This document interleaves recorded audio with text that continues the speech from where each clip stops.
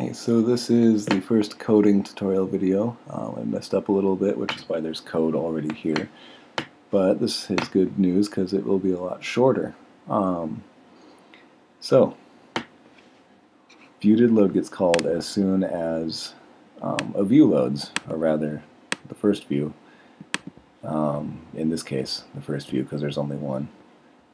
And then it executes any code inside of viewDidLoad, and then it just waits for input.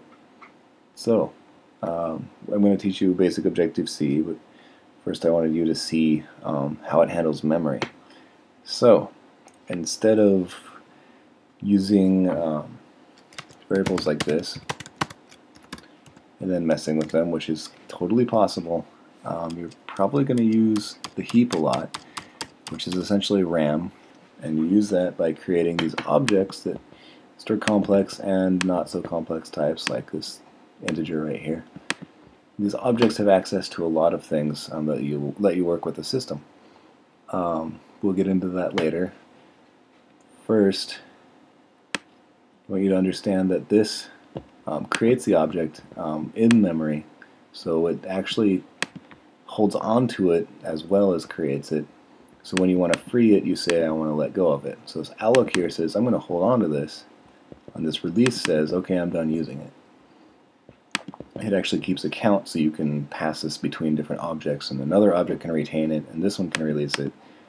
And you do have to keep count of it, but it's a nice system that lets you, say if you're using packets in network code and you want to send one thing to one device and then send it to another device, you can free the memory on one device and then send it to the other, and you really don't have to worry about when and where it gets freed. The system will take care of it. So if I wrap this little string here, and you'll notice these strings have @ signs outside of them, which is another way of saying I want to use the system, which is the NS string, not the usual char string. You'll want to give a pointer that says, I'm going to be the thing that can access this memory that's created over here. Because if you don't have a pointer to it, it's be impossible to find, and then you won't be able to release it later. So, an string str, you're going to follow this pattern a lot. Alloc init says created in memory, and then give it an initial value. If you read the manual on this programming language, you'll see that that's exactly what it does, and it just initializes everything to either 0 or whatever you tell it to. I illustrate that you can do the same thing with numbers. NSLog is the print function, so this will actually print this to the console. It's the same as printf. It takes a format specifier, which is this %@, and that's how you say I want to print an object. And then the object happens to be an S string, which has a convenience method that just prints the string you give it, which is this is a hello world message. A little more complex than the typical hello world. And I messed up. This one prints the string. Sorry.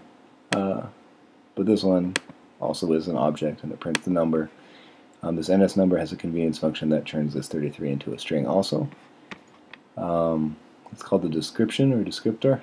It's automatic throughout these objects, which is part of why you want to use them. They make themselves really handy. I release the memory, and we're done. Where are we? Well, the tutorial's not done, of course, but it run, it loaded, so therefore it probably printed. Hit run console or shift command R. You can see this is my second time running it, and yes, it did run, and I said, okay, it's over, but obviously it's not. Why is that? Well, iPhone programs, as I said in the first tutorial in this part of the series, they do not stop unless they crash, or you find another way to exit them. So, you hit this button down here, which you can't see. There it is. I actually have some programs on there as well that I cannot reveal. So, sorry about that. But you can hit that button and see what happens. Should look really familiar if you own an iPad. And then it just waits for events, which is why it never ends. Anyway, we need to go into objects and how to use them.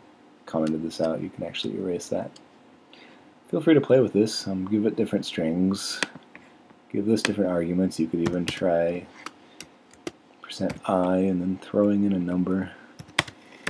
Then seeing if that runs and what it does. What if I do it right now? Here, I'll just be nice. Can you figure out why there's a warning message on the next line? Yes, it printed 1. That's awesome. Okay, so you can use primitive types and objects in an NS log. That's awesome.